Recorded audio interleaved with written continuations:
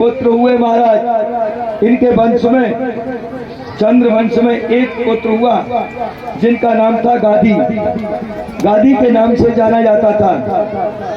और गादी के वंश में, चंद्र वंश में महाराज कोई पुत्र नहीं था, एक पुत्री थी जिसका नाम था सत्यवती। सत्यवती का विवाह बताते हैं ऋक्षक मुनि के साथ में किया गया। ऋक्षक मुनि के दो बेटियां थी, वो भी ससुराल चली गई, अकेले रहने लगे। महाराज गादी रोते रहे और मेरी पुत्री चली गई ससुराल के लिए। जब पुत्री जाती है तो पिता माता कैसे रोते हैं, मेरी पुत्री चली गई, मेरी पुत्री चली गई। उनके कोई पुत्र नहीं था। ऋक्षक मुनि के पुत्र का नाम था जमदग्नि। महाराज ऋक्षक मुनि के एक पुत्र हुए, उनका नाम था जमदग्नि। और जमदग्नि की पत्नी का नाम था रेणुका। उनके 4 पुत्र हुए और छोटे पुत्र का नाम था महाराज परशुराम। परशुराम हुए। महाराज परशुराम पिता के इतने बड़े आज्ञाकारी थे, पिताजी जो भी कहते एक क्षण भी नहीं लगाते, तुरंत उसको करने लग जाते थे। आज जब जमदग्नि ने कहा तो अपनी माता का गला काट सकते हो, परशुराम ने एक क्षण भी नहीं लगाया, अपनी माता का गला काट दिया। जमदग्नि ने अग्नि, उनके यहाँ अमृत कुंड था, उससे उनको पुनः जीवित कर दिया। बड़े आज्ञाकारी थे और अनेक प्रकार से गादी मुनि के पुत्र, एक पुत्र और हुए जिनका नाम था विश्वामित्र। विश्वामित्र महाराज गादी के पुत्र थे, जो राम जी को यज्ञ की रक्षा के लिए ले गए थे। और विश्वामित्र के पुत्र हुए नयुष। नयुष के 6 पुत्र हुए, याति, ययाति और सयाति और आयाति और विपति और कृत्या। ये 6 पुत्रों का जन्म हुआ। ययाति के विवाह देवयानी के साथ हुआ, जो इंद्र की बेटी थी देवयानी, उसके साथ में किया गया। और कुछ लोग कहते हैं देवयानी शुक्राचार्य की पुत्री थी। अनेक प्रकार से विद्वान अपने अपने मत के अनुसार इस सारी कथाओं को बताते हैं। और महाराज कहते शुक्राचार्य की पुत्री का विवाह महाराज यदु वंश में हुआ, जिस यदु वंश में गोविंद का जन्म हुआ था। देवयानी ब्राह्मण पुत्र है और देवयानी क्षत्रिय भी कहलाई गई है। यदुश्चम कुर्याचमेवं सेवं देवयानी तजयातम अरश्चमेवं पुराश्चमेवं षष्ठावर्षाण्यम। इनके वंश में महाराज एक राजा हुए ययाति। उनके छोटे बेटे ने अपने युवा अवस्था में ही 1000 वर्ष तक किया था, जिसने कामान विमानों की रचना की थी। आज भी कृतज्ञ के नाम से कहा जाता है, न जातु कामाम कामनायम कामातु भोगनेयम संव्यातम श्री कृष्णायम स्वयं उच्चताय कम्यतमेव। जिस कामान विमान में बैठ करके हम सब लोग भ्रमण करते हैं, आज कहते हैं हवाई जहाज बना दिया, फ्लाइट में डाले, पहले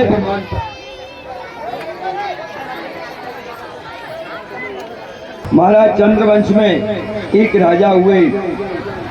महाराज ये राजा बड़े ही धर्मात्मा थे, रतिदेव के नाम से जाने जाते थे।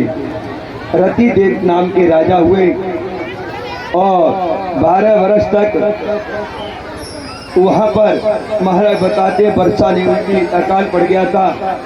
सुखदेव जी कहते राजन, जब अकाल पड़ने से इनके यहाँ बड़ा प्रलय हुआ, रतिदेव ने भगवान से प्रार्थना की, प्रभु जितना भी संसार का दुख है सब मुझको दे दो और जितनी मेरी प्रजा है उसको सुख प्रदान कर दो। कोई भी राजा दुख नहीं मांगता है, ये रतिदेव महाराज ने अपनी प्रजा के लिए बड़ा मांगा। भूख प्यास से तड़प रही थी प्रजा, इसीलिए और महाराज जब थोड़ा सा जल में मिला तो दो चांडाल कुत्ते लेकर के आ गया, उसको पिला दिया। इतने दयालु थे। रतिदेव ने कहा, मैं गोविंद, मुझे स्वर्ग नहीं चाहिए, मुझे तो जितना संसार का दुख है उससे प्रदान कर दीजिए। तो कहते हैं या संसार में कौन सुखी है? कोई तन दुखी तो कोई मन दुखी, कोई धन बिन रहे तो उदास, थोड़े थोड़े सब दुखी, सुखी राम के दास। इस संसार में सभी दुखी हैं, सुखी कोई नहीं है। इसीलिए महाराज उन्होंने ये सारा दुख मांगा। सुखदेव जी कहते, राजा परीक्षित, क्षेत्रतायं श्रणे ग्रामे प्रणायं श्रिया चतेरेण्यं, शोकं विषादं मोहं सर्वनिशामयम्। उन्होंने अनेक प्रकार से सब कुछ मांगा। माया रतिदेव ने के वंश में आगे चल करके कुरु वंश बना। कुरु वंश में कौरव पैदा हुए। रतिदेव के बाद में कुरु वंश बना, जिससे कौरव का पैदा हुए और उन्होंने महाभारत किया। इनके वंश में महाराज एक और राजा हुए, श्री ययाति महाराज हुए। इनके पुत्र का नाम था यदु महाराज। यदु नाम पड़ा था। जब यदु महाराज दुनिया को देख लिया तो उनको बैराग हो गया। यदु महाराज को उनसे बताया ज्योतिषियों ने, जब ये दुनिया देख लेंगे तो ये बैराग ले लेंगे। तो इनको बैराग हुआ, इन्होंने दुनिया देखी। इनके वंश में और एक राजा हुए, अर्जन और परजन। इनकी पत्नी हुई महाराज अर्जन परजन। इनके पुत्र हुए सूरसेन और सूरसेन, अर्जन और परजन, पुरजन।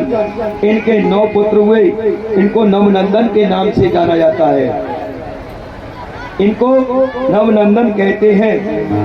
इनमें नवनंदन में महाराज कहते गोकुल में रहते हैं।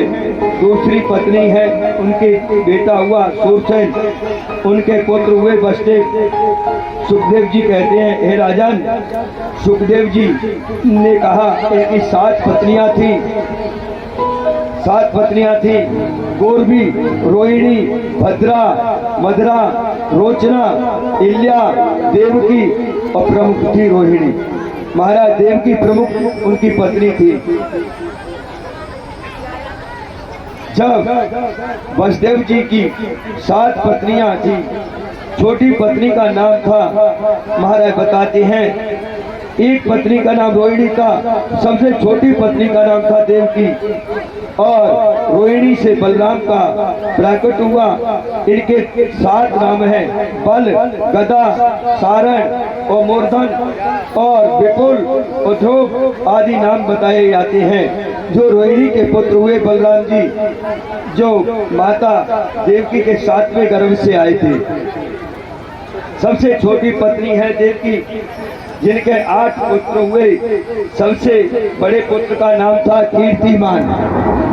कीर्तिमान को कंस ने उसका वध कर दिया। ऐसे करके एक एक करके कंस ने 6 पुत्रों का वध किया।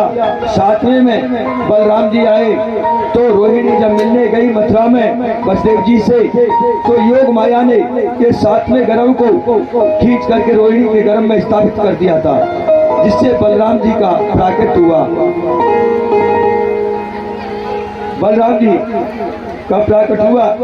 8वें रूप में भगवान श्री गोविंद हमारे मध्यम में आने वाले हैं। आप सभी सावधान हो जाएं। भगवान जब आएंगे तो बताया जाता है, जब देवकी का विवाह वसुदेव जी के साथ किया गया तो कंस देवकी को विदा करने जा रहा था। तो आकाशवाणी ने कहा अरे कंस, जिसको तू इतनी चाहना से इतने प्रेम से विदा करने जा रहा है, इसका 8वां पुत्र जो होगा वो तेरा काल बनेगा। आकाशवाणी को सुनकर के, क्यों देवकी उनकी चचेरी बहन थी, ये सुनकर के और देवकी के केशों को पकड़ के नीचे खींच लिया, तलवार लेकर के मारने के लिए दौड़ा। वसुदेव जी ने उनको बचाया और वसुदेव जी ने वचन दिया, इनका जितनी भी संतान होगी, हे कंस, हम आपको प्रदान कर देंगे, देवकी को मृत्यु दंड मन दो। उन्होंने उनकी बात को मान के छोड़ दिया, कारागृह में डाल दिया। सुखदेव जी कहते हैं, राजा परीक्षित जब कारागृह में डाला, पहला पुत्र हुआ, उसका नाम सुकृति नाम रखा गया और उसका वध कर दिया। कीर्तिमान के पुत्र का नाम वध कर दिया, जो पहले वापस कर दिया। नारद जी ने कहा, अगर ऐसा नहीं करेंगे तो इसका पाप नहीं बढ़ेगा। नारद जी ने कली को घुमाया, बताओ ये 8वीं कौन सी है, उसको ब्रह्म में डाल दिया। देवकी का जो भी पुत्र बच जाएगा वही 8वां माना जाएगा। हे कंस, वही तेरा काल बन जाएगा। आज जब ऐसा हुआ तो देवकी के 6 पुत्रों का वध किया, 7वीं में रोहिणी के गर्भ में स्थापित किया, 8वीं में कन्हैया आ रहे हैं। भादों का महीना है और कृष्ण पक्ष है, रोहिणी नक्षत्र है और अष्टमी तिथि है। रात्रि के ठीक 12 बज रहे हैं और भगवान ने, राम जी ने भी शुक्ल पक्ष में जन्म लिया, नवमी को लिया, और कृष्ण जी ने अष्टमी को अवतार लिया। भादों के महीने में रोहिणी नक्षत्र अभिजित नक्षत्र है, रोहिणी नक्षत्र कहा जाता है, और राम जी ने अभिजित नक्षत्र में जन्म लिया। 27 नक्षत्र होते हैं। आज जब जन्म हुआ तो सब पहरेदार सो गए। भगवान ने योग माया को आदेश दे दिया, सबको सुला दो। सब सो गए और कन्हैया का प्राकट हुआ। कन्हैया चतुर्भुजी रूप में प्रकट हुए, 4 भुजाएं थी। तो माता ने देखा, माता ने कहा, आप मेरे पुत्र बन के आयो, ये क्या रूप है, आप शिशु बनिए, कंस को पता चल जाएगा, अभी युद्ध छिड़ जाएगा। तो कृष्ण भगवान ने, कन्हैया ने कहा, माता चिंता मत करो, मैंने तो धर्म की स्थापना के लिए ही अवतार लिया है। तो उन्होंने कहा, नहीं, कुछ लीला करो। तो उन्होंने छोटा रूप धारण किया। अब कहने लगे, अब तुम्हें कैसे बचाएं, ये तो ताले पड़े हैं, बेड़ियां पड़ी हैं और कारागृह में पड़े हैं, बड़े बड़े ताले पड़े हुए हैं। तो कन्हैया ने कहा, चिंता मत करो, सब खुल जाएंगे, पहरेदार सो गए। आज कन्हैया का प्राकट हुआ और वसुदेव जी, स्वागतम कृष्ण सुस्वागतम कृष्ण, स्वागतम कृष्ण सुस्वागतम कृष्ण, स्वागतम कृष्ण सुस्वागतम कृष्ण, स्वागतम सुस्वागतम करे, स्वागतम कृष्ण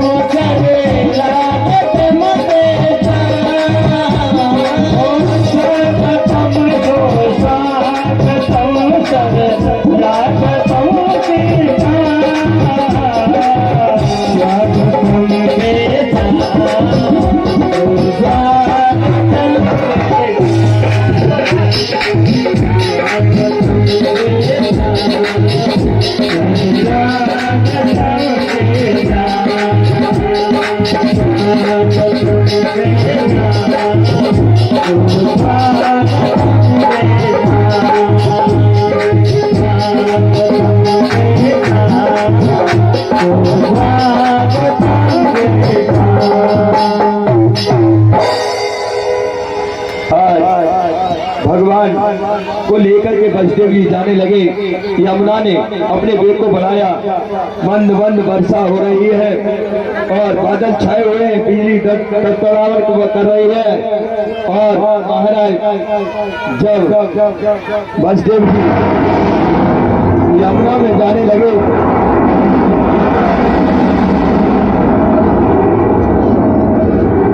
यमुना ने रास्ता नहीं दे रही है। यमुना सोच रही है मेरे पति देव का प्राकट हुआ, मैं चरण स्पर्श नहीं कर लूंगी जब तक इनको कैसे जाने दूंगी। महाराज भगवान ने अपने चरण को लटका दिया। शेषनाग भगवान बताते हैं, शेषनाग अपने फण को फैला करके और जो वर्षा हो रही है उनकी छाया करते हुए छत लगा करके पीछे पीछे चल रही हैं। उस समय पे गोकुल में पहुंचे नंद बाबा गौशाला में बड़ी प्रार्थना कर रहे थे, अरे नंद रानी के एक लाला हो जाए, एक लाला हो जाए। तो वहां पर उन नंद बाबा की दो बहनें थी, उनका नाम था नंदा और सुनंदा। नंदा और सुनंदा चक्कर देती, कहती भाभी के अगर लाला है गो तो मैं पहले बताऊंगी तो मोकू नंद बाबा दौलत का हार प्रदान कर देगो। और नंदा आती है कभी अंदर कभी सुनंदा आ जाती है। नंदा ने जाकर के देखा, अरे ये तो बालक का जन्म हुआ है। तो वसुदेव जी तो कन्या को लेकर के मथुरा को वापस चले गए और कन्हैया को सुला दिया। ये रहस्य नंद बाबा को पता था कि हमारे पुत्री का जन्म हुआ है। उस समय पे नंद बाबा जग रहे थे। आज जब चले गए तो नंदा ने एक जब गए तो वहां जाकर के मथुरा में कन्या को दिया। कन्या रोना प्रारंभ किया। वसुदेव जी की बेड़ियां लगे, ताले लग गए। अब तो कंस लौट करके आया। कंस ने जैसे पछाड़ना चाहा तो महाराज उड़ करके अष्टभुजी देवी बन गई। जय हो कन्हैया विश्वरूप। बोलिए नंद के लाला की।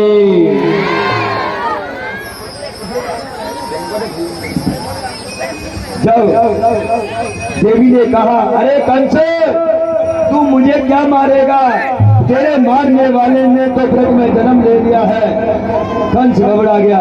इधर नंदा ने आवाज लगाई, ओ नंद बाबा, ओ नंद बाबा। नंद बाबा ने कहा बात है सुनंदा? अरे छोरा हुआ छोरा, छोरा यहाँ छोरा हुआ है। नंद बाबा ने दौलत का हाथ उतार के सुनंदा को पहना दिया और तो बड़ी बधाइयां करने लगी, जोर जोर से शोर होने लगा।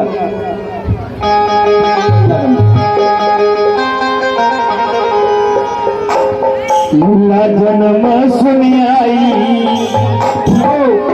कान्हा जन्म सुनी आई, जसोदा मैया के दो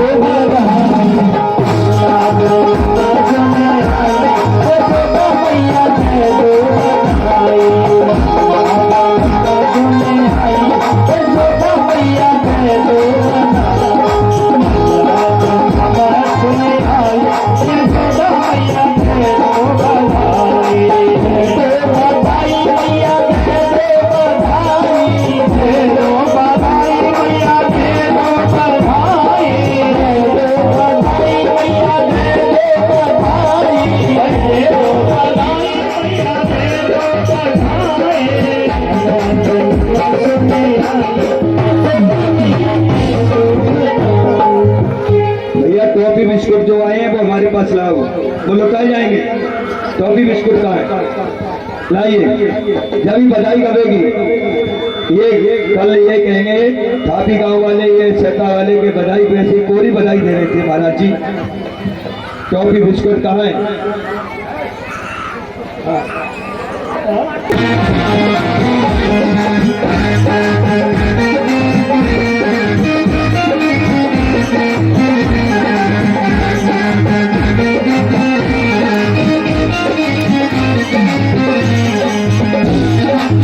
की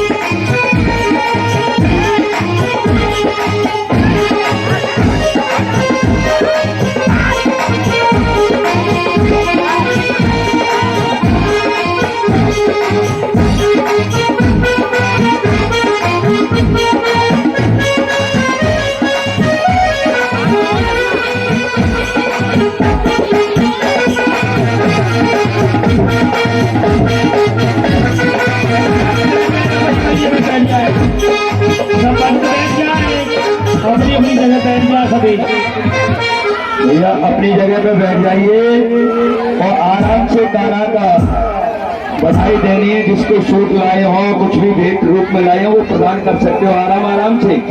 ये क्या पूजन के ऐसे थोड़ी होता है, आप पूजन कर रहे हैं, आराम से बैठ जाइए अपनी जगह पे। बधाई शब्द ऐसा होता है, बधाई ली जाती है और बधाई दी जाती है। जो भी माता बहन कुछ भी लाए भेंट स्वरूप में, वो आए और कन्हैया का पूजन करें और आराम से बैठ करके भेंट करें। पहले जो परीक्षित बने हुए यजमान, वो कन्हैया का पूजन करेंगे। नारायण जी पूजन करवाइए। नारायण पहले यजमान को बुलाइए। यजमान पहले कन्हैया का लाला का पूजन करो। जो